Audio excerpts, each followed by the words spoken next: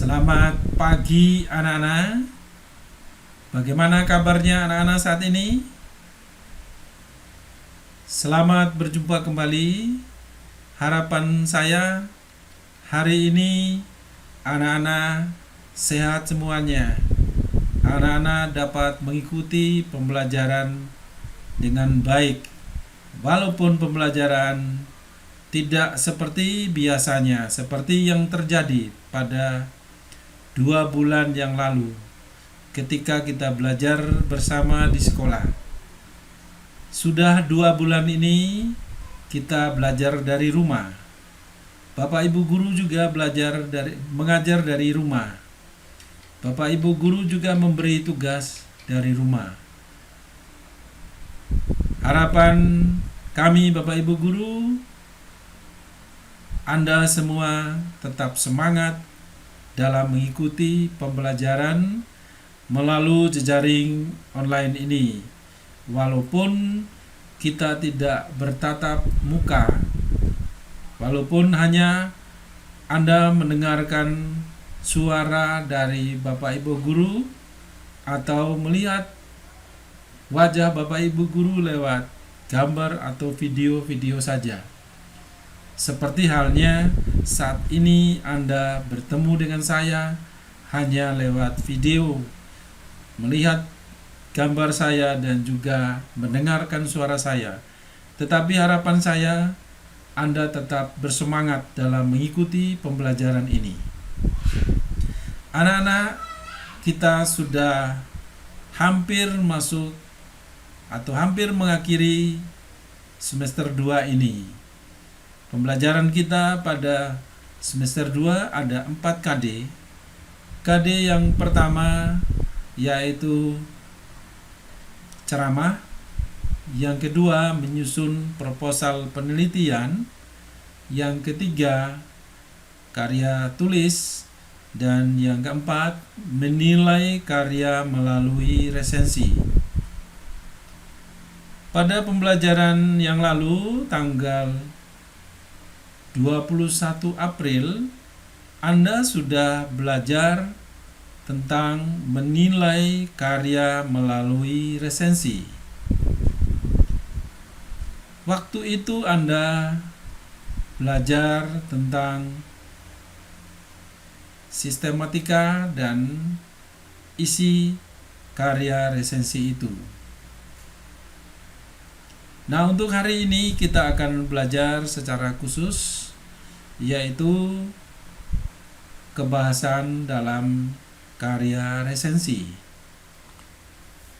Nah, sebelum kita belajar soal kebahasannya, maka alangkah baiknya kita melihat kembali pembelajaran kita pada waktu yang lalu. Nah, untuk itu saya akan mengulang sepintas pembelajaran yang lalu, yaitu sistematika dan isi karya resensi yang saya tampilkan lewat PPT ini. Kita lihat menilai karya melalui resensi, yang nantinya akan kita belajar soal kebahasaannya. Nah, perlu saya ingatkan kembali, setiap KD yang kita belajar, nilai yang ditumbuhkan, yang diharapkan oleh sekolah ini ada 4, yaitu kasih, jujur, disiplin, dan tanggung jawab. Nilai-nilai ini yang kita hidupkan di sekolah kita ini. Selanjutnya, saya menampilkan kembali kompetensi dasar dan indikator dari KD resensi ini. Indikator yang pertama 3.16, lalu 4.16, Kemudian indikatornya adalah 3.16.1. Indikator yang berikut 4.16.1 dan 4.16.2. Selanjutnya, kompetensi dasar berikutnya 3.17 dan 4.17. Kemudian indikatornya seperti yang ditampilkan pada bagian kanan ini. Nah, kita lihat kembali unsur-unsur resensi. Unsur-unsur resensi ini terdiri atas judul resensi. Yang kedua, identitas buku. Lalu yang ketiga, isi. Isi dari resensi antara lain di dalamnya ada sinopsis. Sinopsis artinya ulasan singkat tentang buku itu, dan juga disertai dengan kutipan singkat secukupnya. Lalu berikutnya di dalam isi itu juga terdapat keunggulan buku, lalu kelemahan buku, rumusan kerangka buku, serta bahasa yang digunakan dalam resensi. Lalu bagian atau unsur yang terakhir dari resensi itu adalah penutup. Selanjutnya, kita lihat tujuan kita membuat resensi atau seseorang menulis resensi. Dalam menulis resensi ada beberapa tujuan. Yang pertama, untuk mengetahui kelebihan dan kelemahan karya yang diresensi. Kemudian yang kedua, untuk mengetahui latar belakang dan alasan sebuah karya itu dibuat. Misalnya novel itu dibuat, atau cerpen itu dibuat, atau karya non-fiksi yang lainnya dibuat. Alasannya, latar belakangnya itu apa? Kemudian yang berikutnya untuk menguji kualitas karya dan membandingkan karya itu dengan karya yang lainnya. Berikutnya yang keempat adalah memberi masukan kepada pembuat karya berupa kritikan atau saran. Dan yang selanjutnya yaitu mengajak pembaca untuk mendiskusikan karya yang diresensi itu. Sedangkan yang terakhir yaitu memberikan pemahaman serta informasi yang komprehensif kepada pembaca tentang karya yang diresensi itu. Inilah tujuan resensi. Selanjutnya, berikutnya manfaat menulis resensi. Nah, dalam menulis resensi ada 4 manfaat. Manfaat yang pertama sebagai bahan pertimbangan. Lalu yang kedua, nilai ekonomis. Yang ketiga, sebagai sarana promosi buku. Biasanya buku-buku yang baru diterbit itu diresensi. Nah, disitulah fungsi dari resensi itu untuk mempromosi buku yang baru diterbitkan itu. Selanjutnya pada manfaat yang keempat adalah pengembangan kreativitas.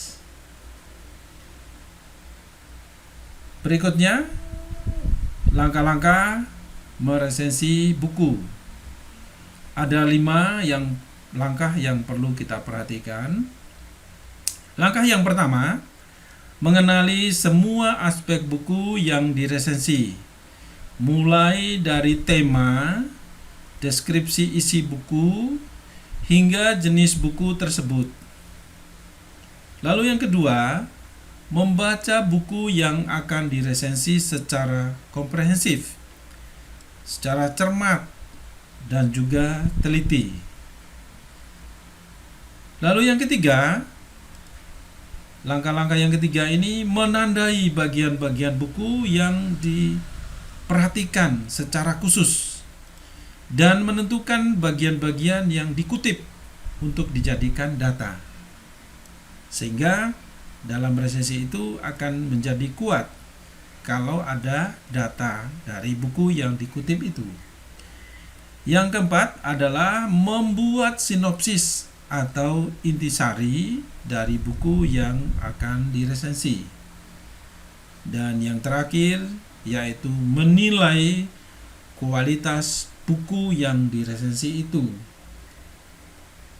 Apakah memiliki keunggulan atau kelemahan, layak tidak buku itu dipakai oleh pembaca. Selanjutnya, materi yang kita bahas secara khusus hari ini yaitu kaidah kebahasaan resensi. Ada 4 hal yang perlu Anda perhatikan dalam kaidah kebahasaan ini. Yang pertama, dalam resensi itu menggunakan konjungsi penjelas atau penerang. Contohnya adalah bahwa, yakni, dan yaitu. Lalu yang kedua, menggunakan konjungsi temporal. Contohnya adalah sejak, semenjak, kemudian, akhirnya. Yang keempat adalah konjungsi penyebab, yaitu contohnya karena dan sebab. Keempat,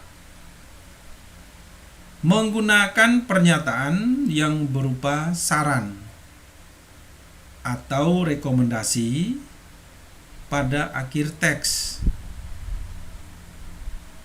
Nah, kata-kata yang dipakai penanda saran atau rekomendasi ini adalah kata jangan, harus, dan hendaknya. Demikian anak-anak, materi pembelajaran pada hari ini, khususnya kita ketahui kebahasaan yang sudah saya sampaikan tadi adalah ada 4. Setelah Anda mendengar penjelasan dari saya ini, maka Anda akan menyelesaikan tugas. Tugas itu Anda dapat melihatnya di Google Classroom. Di bagian tugas di situ sudah tersedia. Baca baik-baik apa yang menjadi urutan pengerjaannya sehingga Anda tidak salah dalam mengerjakannya. Lalu sebelum Anda mengerjakan, Anda juga lebih baik mengikuti atau mendengarkan video ini. Nah, materi kita untuk semester 2 ini sudah selesai kita membahasnya. Dan untuk PAT nanti, penilaian akhir tahun yang akan dilaksanakan mulai tanggal 11 Mei mendatang, yaitu untuk materi bahasa Indonesia hanya 2 KD, yaitu KD karya tulis dan resensi. Saya yakin dengan 2 KD ini Anda mampu menyelesaikan dan menjawab soal PAT nanti. Harapan saya belajar baik-baik kedua KD itu. Soal yang akan diujikan nanti dalam bentuk pilihan ganda. Jumlah soal ada 40 soal. Saya mengharapkan dengan jumlah soal yang 40 soal ini Anda mengerjakan secara baik, teliti. Waktu yang tersedia hanya 90 menit. Juga tidak usah tergesa-gesa dan juga tidak usah berlambat-lambat. Kalau Anda terlambat, Anda nanti nilai akan kurang memuaskan. Tapi kalau Anda teliti, saya yakin nilai Anda akan lebih baik dan nilai akan di atas KKM, bahkan nilai harapan kami bisa mencapai nilai 100. Anak-anak, waktu sebelum COVID-19, pembelajaran kita di kelas yang lalu, ada tugas Anda membuat proposal penelitian. Kemudian di dalam proposal penelitian itu Anda merencanakan membuat karya tulis. Dan karya tulis waktu itu ada yang sudah membuatnya, merancangnya melalui proposal. Dan dalam proposal itu juga Anda menulis pengumpulan terakhir tanggal 30 April 2020. Sampai saat ini saya belum menerimanya tugas-tugas itu. Oleh karena itu saya ingatkan kembali kepada Anda dan saya beri kesempatan kepada Anda untuk menyelesaikan karya tulis ini. Saya tunggu tanggal 10 Mei terakhir Anda mengumpulkannya. Sebelum Anda mengikuti PAT, Anda sudah mengirim lewat email saya tugas karya tulis itu. Anda mengirimnya, tiap kelompok hanya satu saja yang Anda mengirimkan kepada saya. Jadi apakah ketua kelompoknya yang mengirim atau salah satu anggota kelompok yang mengirim tugas itu.